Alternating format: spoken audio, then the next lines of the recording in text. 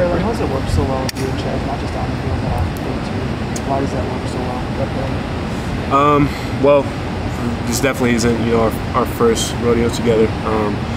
Going into year 3, kind of being somewhat of a duo, and off the field, I would probably say we consider each other our best friends. Everything that we do off the field is pretty much done together. Neither of us do too much, so whether we're at home, we're on the games together, or if we're trying to grab a bite to eat, it's always the two of us. Tanner made a comment the other day. He saw us, doing our little recovery thing in the treadmill, in the pool.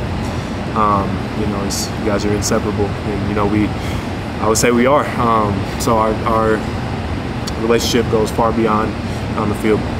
Braelon, there were obviously a lot of people wondering what this offense would look like, especially the run game, given all the changes. A day like today, where you and Chez run so well, what do you think that says about the identity of the offense, especially for fans who are wondering, is this team still going to run the ball? Yeah, we're RBU at the end of the day.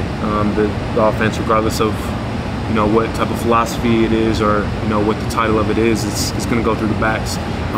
Coach Spalding always says we're the adjusters of this offense. So regardless if we're trying to run the ball, we have to do a great job in doing that. We're trying to throw the ball, we got to do a great job in protecting and catching the ball. So like I said, we're the adjusters of this offense, and whatever we're trying to do, we got to make it right. And today, obviously, we had a lot of success running the ball. But that might not always be the case. Might not always go for 300 yards. But whatever we're trying to do, we just do our part to the best of our ability and try to make it right. Braelon, you mentioned your relationship with Chez extending far beyond the field. How much does that help when two guys are both wanting the ball in their hands and both want to carry the load as much as possible? Yeah, it's easy. I mean, it's easy. Being as close as we are, we both want to see each other succeed. We both have the same goals. So when one of us is doing well, it just pushes the other to do well too. I mean, I saw Chez break 89, and in my mind, I said, okay, now I got to try to one up him. Probably did it, but you try your best to, and he wants that for me too.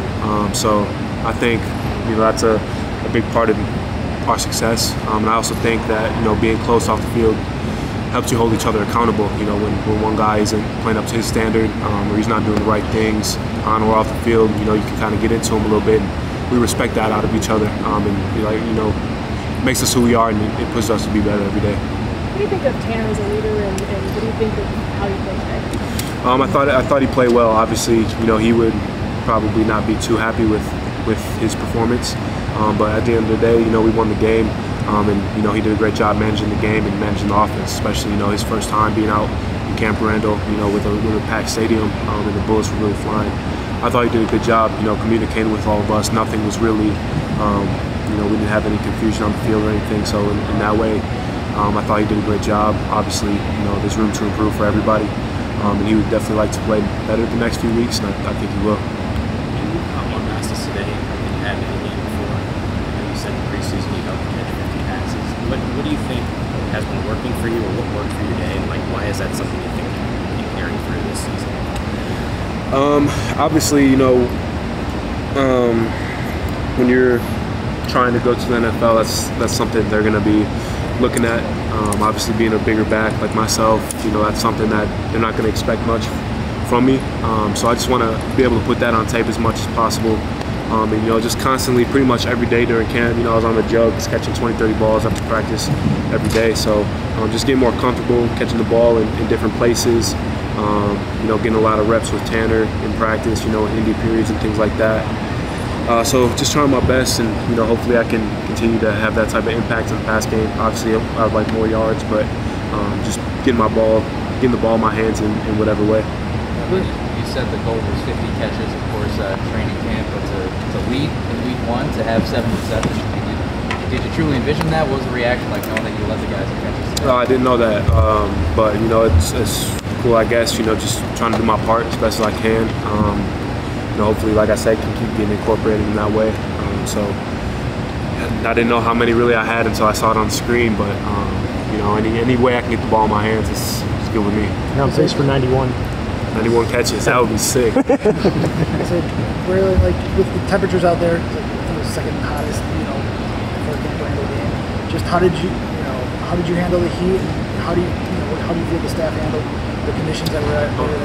I didn't think it was that hot, honestly. Like 2 weeks ago, a week ago, we were in much worse conditions. So I didn't think it was too bad at all. You said that Chez is taking a major step forward in the stadium. We're not saying you said you're going to see great 15 points. Obviously, we've all gotten better, but Chez has been a dog since he got here.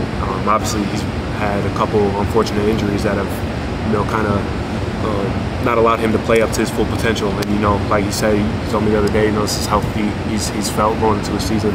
You saw it today. That's just what he can do when he's healthy. I think people were really, truly, kind of sleeping on Chez, and that's not something you want to do. He's a one play away. Like you saw today.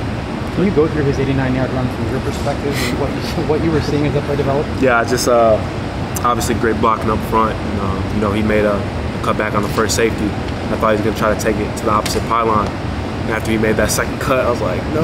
But, he made it work. And we kind of laughed about that, too, because he's notorious for that, getting to the second level, kind of weaving and doing whatever. But he made it work, man. It was awesome to see.